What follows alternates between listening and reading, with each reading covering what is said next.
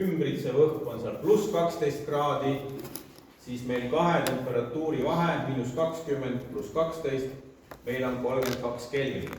Ehk see on temperatuuri erinevus.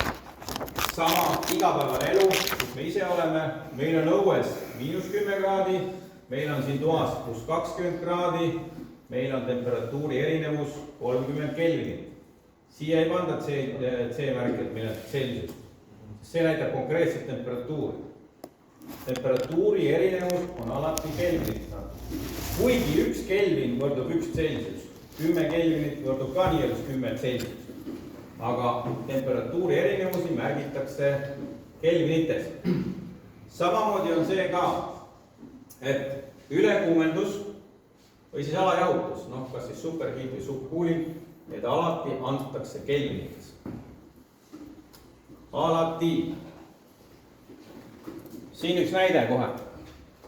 Kui võtate ja vaatate neid kas siis paisventiilide valikut või ka näiteks kompressorite valikut, siis alati antakse, meil on olemas seal mingisugune külmavõimsuse tabel, on ju, külmavõimsuse tabel, see on siis tarbitav energia, et meil on siin 28 kilovatti või 33 kilovatti, siis alati on siin all antud, et mis parameetritel need võimsused on antud.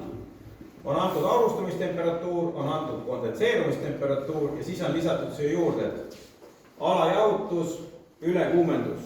Alajahutus on 8,3 kelvinit ja ülekuumendus 11,1 kelvinit. Ehk need on alati kelvinites.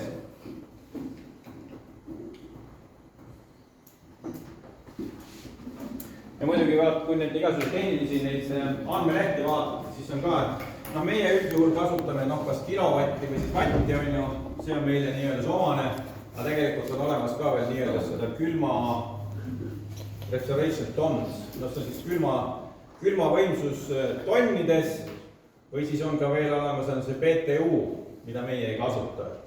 Üks külmatonn on niisugune 3,5 kilovatti ja kui me räägime 1 kilovatist, kui meil 1 kilovatti külmavõimsus, siis see on 3412 BTU.